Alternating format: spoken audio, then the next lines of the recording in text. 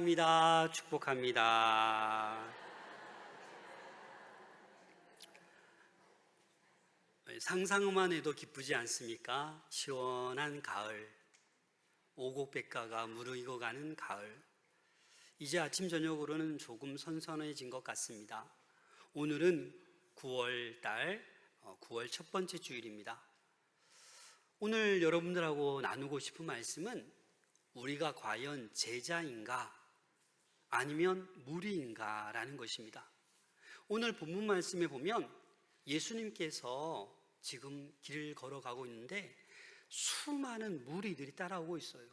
그런데 예수님께서는 여기서 내가 이 말을 해야 되겠구나 라고 돌아서셔서 그 무리들을 향해 몇 가지 말씀을 하셨습니다. 예수님은 지금 최종 목표가 어디냐면 예루살렘이고 거기에 가셔서 십자가를 지시는 거였어요.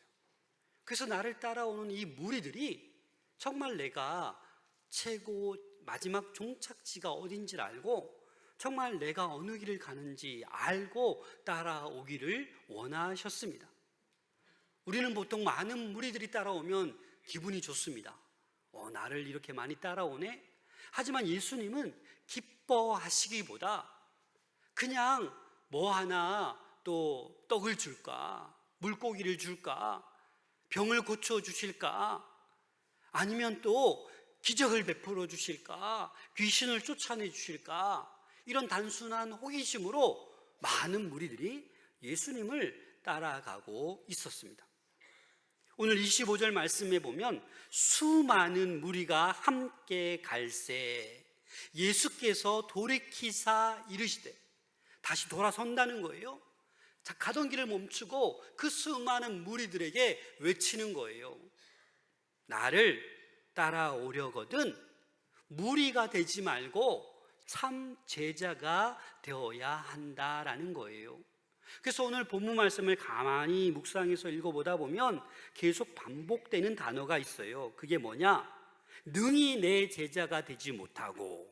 이 말은 뭡니까? 이렇게 하면 제자가 되지 못한다라는 거예요. 다시 말해서 이렇게 해야 제자가 된다라는 거예요. 오늘 이 말씀을 통해서 우리의 삶을 돌아볼 수 있기를 소망합니다.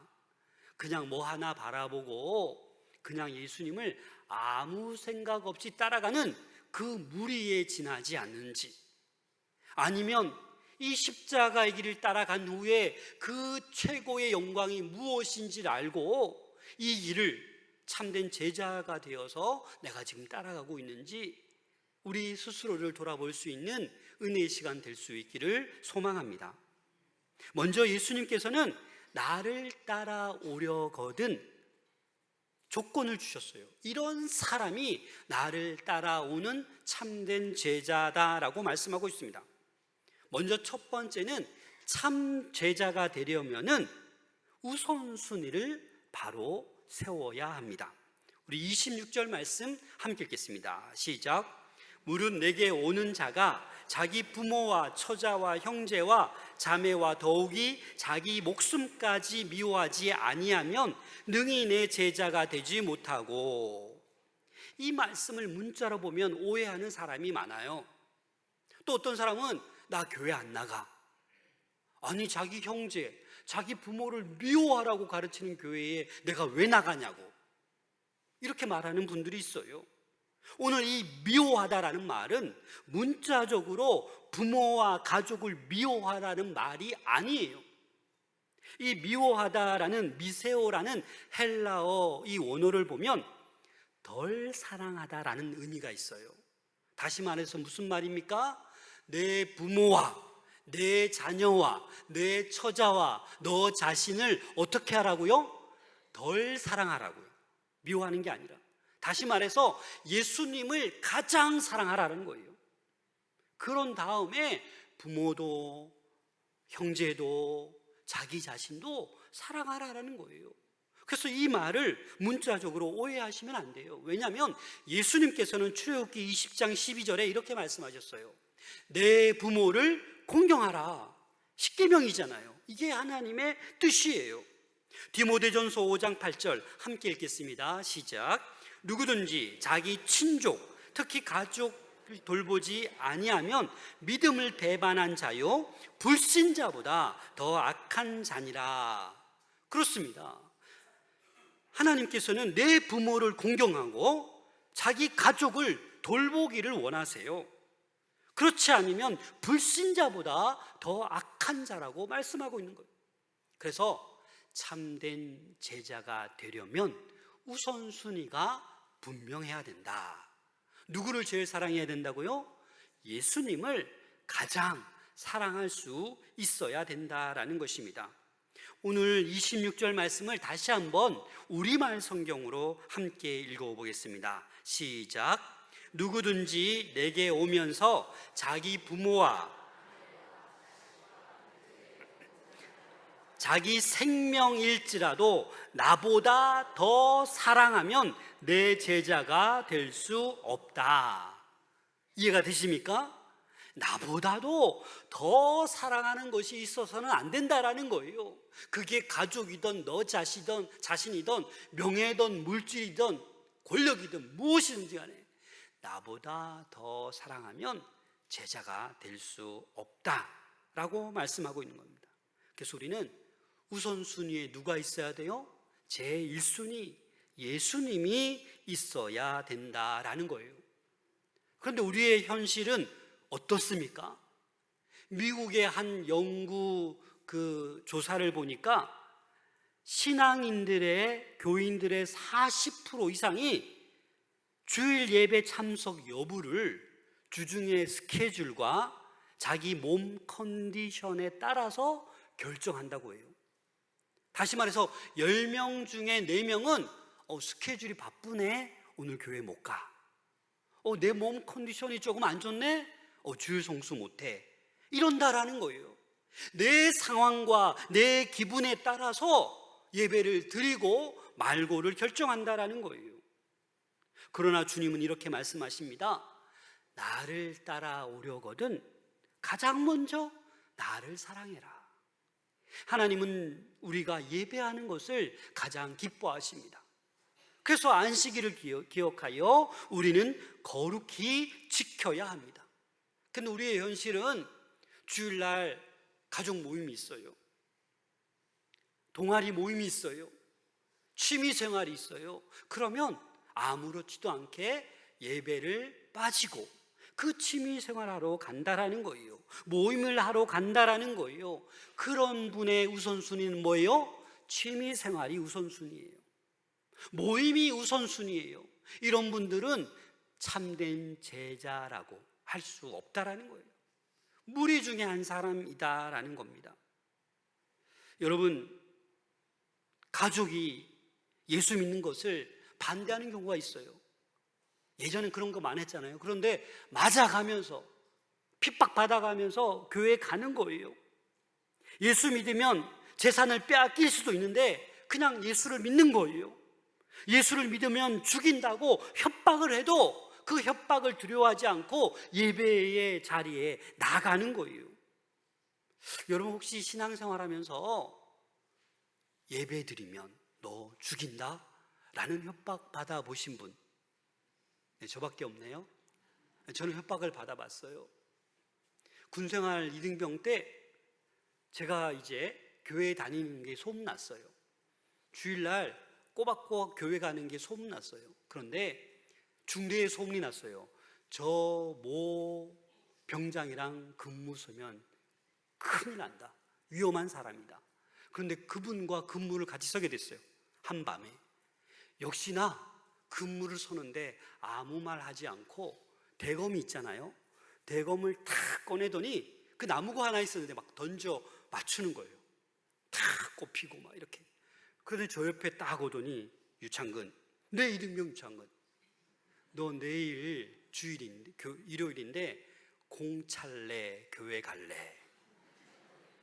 순간 짧은 순간에 야, 공찬 교회 간다 했다 몇 대 맞겠다. 대검으로 이렇게 위협하는데 제가 뭐라고 얘기할게요? 교회 가야 됩니다. 맞을 각오하고.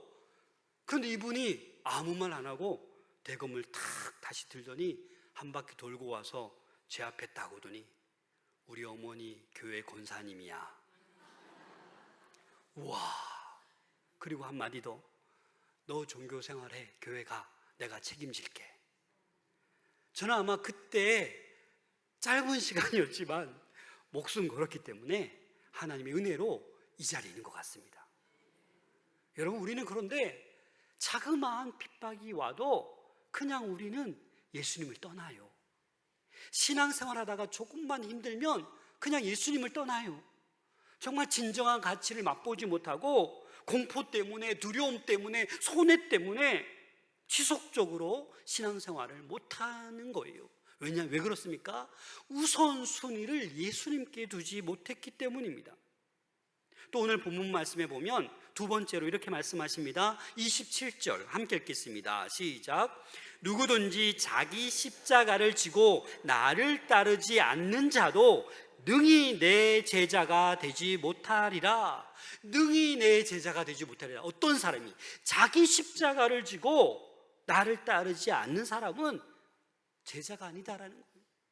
내가 지고 있는 이 십자가 너희들도 질 수 있어야 된다라는 거예요. 이 십자가가 단순한 그런 불편함이나 작은 고난을 얘기하는 게 아니에요. 이 십자가는 당시 그 로마 시대에 가장 치욕스럽고 가장 고통스러운 사형 도구의 십자가였어요. 그래서 예수님은 나의 참 제자가 되려면 자기를 부인하고 자기 십자가를 지고 나를 따라와야 된다라고 말씀하고 있는 거예요. 이 말은 뭡니까? 나는 죽고 예수로 이제 살아가겠다라고, 그 십자가를 지겠다라고 다짐하는 사람이 나의 십자가를 질 수 있다라는 거예요. 다시 말해서 죽음까지 감내해야 된다라는 거예요. 지금 예수님은 예루살렘으로 올라가시면서 죽으시기 위해서 올라가시고 있는 거예요. 그러나 이 무리를 돌아보니까 지금 그 의미도 모르고 그냥 뭐 하나 줄까, 호기심으로 많은 무리들이 따라오고 있다라는 것입니다. 사랑하는 여러분, 우리의 신앙생활 가운데 많은 십자가가 있습니다. 신앙 때문에 불이익을 받을 수도 있습니다. 말씀대로 살기 위해서 손해보는 일들도 허다합니다. 주님을 따르기 때문에 오해와 조롱을 받기도 합니다. 신앙생활 똑바로 하다 보면 직장을 그만두어야 할 상황까지 맞이하기도 합니다. 여러분 어떻습니까? 그런 부분에 대해서 양보하지 않으시고 자기 십자가를 지고 그 길을 걸어가고 계십니까? 교회를 다니는 것만으로 제자라고 할 수 없습니다. 능히 자기 십자가를 지고 예수님을 따라가는 우리 모두가 될 수 있기를 소망합니다. 손해도 고난도 불이익도 감수할 수 있는 용기가 우리에게 있어야 합니다. 편안한 길만을 따라가길 원한다면 그 삶은 예수님의 십자가를 지는 것이 아닙니다. 또 참된 제자가 되려면 끝까지 따라가야 됩니다. 끝까지 따라가기 위해서 계산을 잘해야 돼요. 오늘 본문에 보면 두 가지 비유의 말씀이 나옵니다. 망대를 세우는 것, 또 임금이 전쟁하러 나갈 때 어떻게 나가는지에 대해서 말씀해 주고 있습니다. 먼저 망대를 세우는 사람의 비유입니다. 우리 28절부터 30절 말씀 함께 읽겠습니다. 시작. 너희 중에 누가 망대를 세우고자 할진대 자기의 가진 것이 준공하기까지에 족할는지 먼저 앉아 그 비용을 계산하지 아니하겠느냐? 그렇게 아니하여 그 기초만 쌓고 능히 이루지 못하면 보는 자가 다 비웃어 이르되 이 사람이 공사를 시작하고 능히 이루지 못하였다 하리라. 보통 공사를 시작하면 어떻게 해야 돼요? 이 공사 얼마 정도 들겠다, 그 계획을 하는 거잖아요. 그런데 그런 비용을 계산하지 않고 그냥 막 건물을 짓다 보니까 기초만 쌓고 더 이상 건물을 지을 수 없다라는 거예요. 짓다 마는 거예요. 이런 사람은 정말 어리석은 사람이라는 거예요. 주변 사람들이 비웃는 거예요. 저 봐, 뭐 건물 짓는다고 큰 소리 떵떵 치더니 저거밖에 못 짓고 그 쓸모없게 버리게 됐잖아 라고 비웃는다라는 것입니다. 공사가 중단되어서 주변 사람들에게 비웃음을 당한다라는 거예요. 이처럼 참된 제자가 되려면 어떻게 해야 돼요? 끝까지 가야 되고, 끝까지 가기 위해서 지혜롭게, 어리석은 자가 되지 말고 지혜롭게 철저하게 계산해 보라라는 것입니다. 중간에 포기하지 말아야 돼요. 그런데 우리는 신앙생활 하다가 중간에 포기하는 사람이 너무너무 많아요. 예수 그리스도가 어떤 분인지 맛도 못 보고 은혜도 못 누려보고 포기하는 사람이 너무나도 많아요. 31절 32절 함께 읽겠습니다. 시작. 또 어떤 임금이 다른 임금과 싸우러 갈 때에 먼저 앉아 1만 명으로서 저 2만 명을 거느리고 오는 자를 대적할 수 있을까 헤아리지 아니하겠느냐. 만일 못할 터이면 그가 아직 멀리 있을 때에 사신을 보내어 화친을 청할지니라. 전쟁에 있어서 지피지기는 필수입니다. 우리의 군대가 얼마 정도 되고 상대방의 군사력이 얼마 정도 되는 것 당연히 알아야 돼요. 그래서 우리는 1만밖에 없는데 저들은 2만 명이 있어요. 그럼 어떻게 되는 거예요? 전쟁에 지는 거예요. 오늘날과 달라요. 그 당시는 군사의 숫자가 이 전쟁의 승패에 아주 중요한 역할을 합니다. 그래서 질 것 같으면 빨리 사신을 보내서 우리 평화하자, 우리 싸우지 말자, 화친 조약을 맺으라라는 거예요. 그게 사는 길이라는 거예요. 왕도 살고 군사도 살고 백성들도 산다라는 거예요. 지혜롭지 못하게 그냥 혈기적으로 감정적으로 싸우자 해서 무턱대고 싸우다가는 다 죽는다라는 거예요. 그래서 참된 제자는요, 즉흥적으로 감정적으로 일하지 않는 거예요. 계산하고 결단하고 하나님의 음성을 듣는 지혜로운 제자가 참된 제자다라는 말씀입니다. 그래서 이 계산한다라는 것은 자기 평가가 확실한 사람이 되어야 돼요. 자기 스스로 확실한 준비가 되어 있어야 돼요.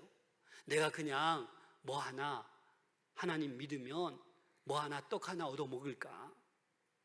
내 이 병을 하나님께서 고쳐주실까? 단순한 이것만 목적으로 그냥 전체 인생을 내다보지 못하고 죽음 이후를 내다보지 못하고 지금 현실에만 안위하여 그거 하나 해결하려고 따라간다라는 것은 참된 제자가 아니다라는 것입니다. 오히려 중간에 웃음거리가 될 수 있다라는 것입니다.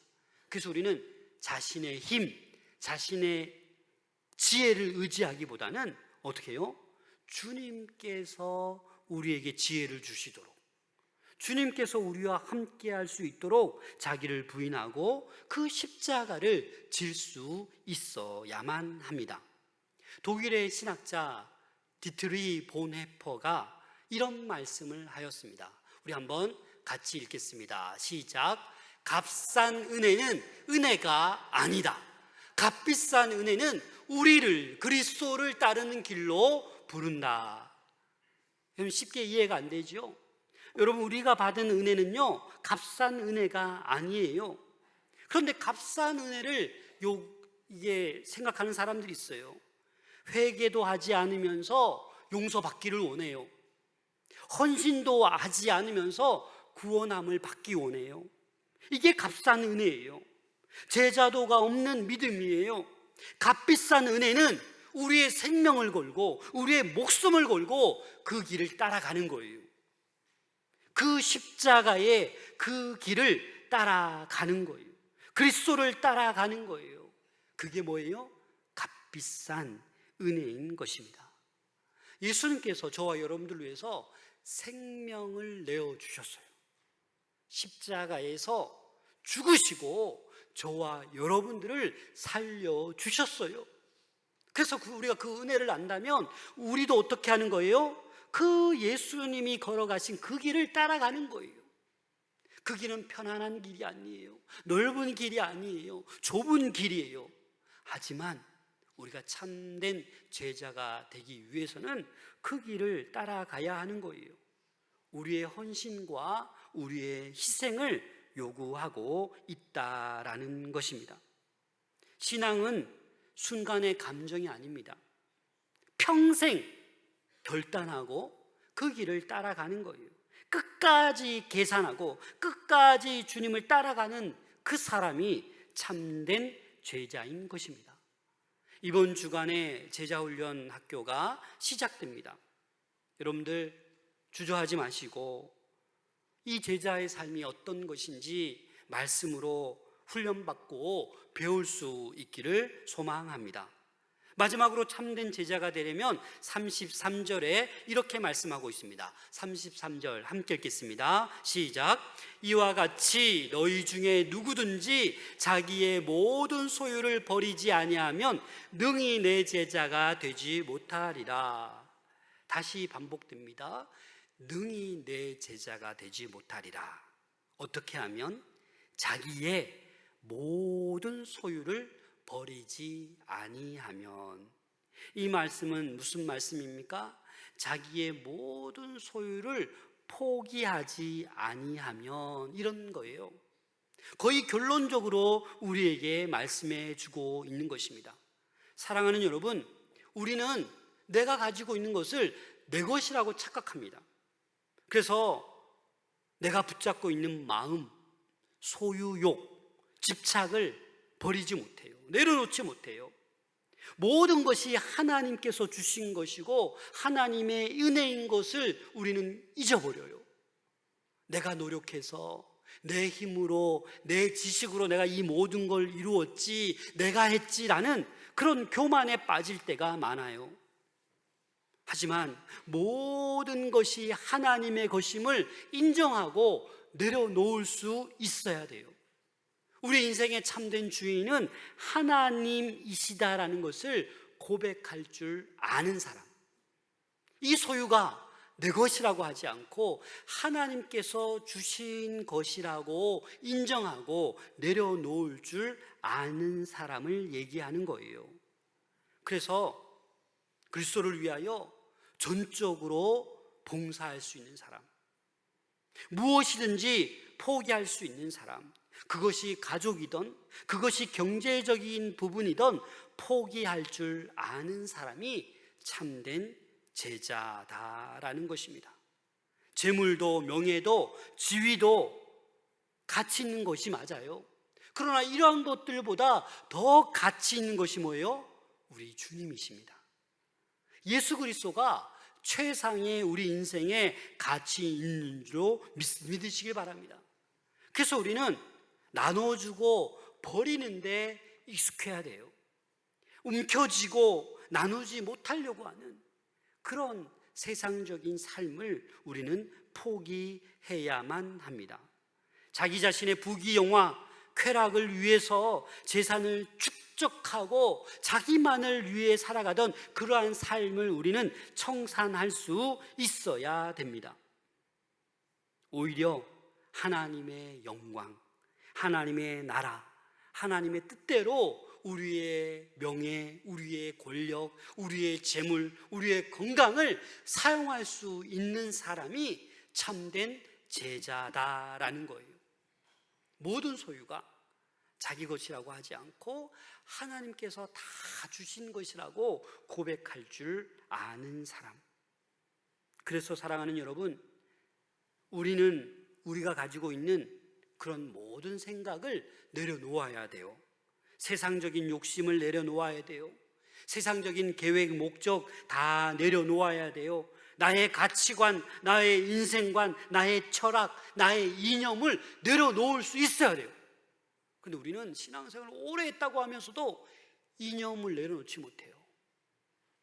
자기의 철학, 자기의 가치관이 말씀보다 더 중요해요. 이러다 보니까 믿음 생활이 힘든 거예요. 이 자기의 모든 소유를 버린다라는 것은요, 나 중심에서 예수님 중심으로 바뀌는 것을 말하는 거예요. 더 이상 나 중심으로 살아가는 인생이 되지 않으시길 바랍니다. 나 중심이 아니라 예수 그리스도 중심의 신앙생활이 될 수 있기를 소망합니다. 다시 말해서 더 쉽게 얘기하자면 이기적인 삶이 아니라 이타적인 생활을 하는 사람이 예수 그리스도 중심의 삶인 거예요. 자기밖에 모르는 사람이 있어요. 이타적인 삶은 이런 사람이에요. 우리 로뎀 카페가 너무 좋죠? 너무 인기가 많아서 조금만 늦게 가면 자리가 있어요, 없어요? 없어요. 50석이나 되는데도 밥 조금만 늦게 먹고 가면 자리가 없어요. 근데 우리 세 가족이 늦게 밥 먹고 딱 나타났어요. 자리를 양보해야 돼요, 안 해야 돼요? 끝까지 못 본 척 내가 1시간 줄기차게 앉아있는다. 배려함이 없는 거예요. 아, 세 가족이 카페 오셨네? 아, 저 거의 다 마셨으니까 여기 앉으세요 라고 배려하는 거예요. 저희 교회 식당 밥이 맛있어요, 안 맛있어요? 너무 맛있어요. 소문났어요. 예배 끝나고 내려면 줄을 서야 돼요. 그런데 어르신이 왔어요. 아유, 어르신 저기 앉아 계세요. 내가 밥 타드릴 테니까. 좀 거동이 불편하신데. 아, 괜찮아요. 이게 이타적인 배려의 마음이에요. 어른들도 줄 서 있는데 막 새치기 하고.